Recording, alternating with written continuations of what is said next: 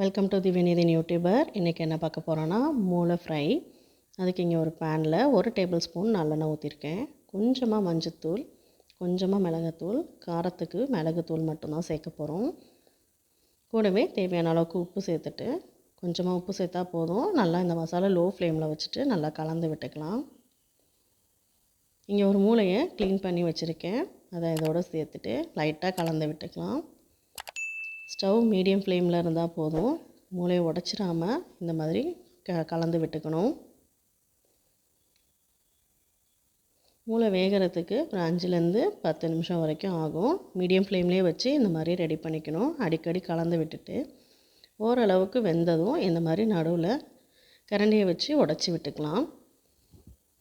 இது கூட வெங்காயம் சேர்க்குறதுனா சேர்க்கலாம், ஆனால் நான் வெங்காயம் சேர்க்கலை. இந்த இப்போ மிளகுத்தூளோடு இந்த மாதிரி ரெடி பண்ணியிருக்கேன்.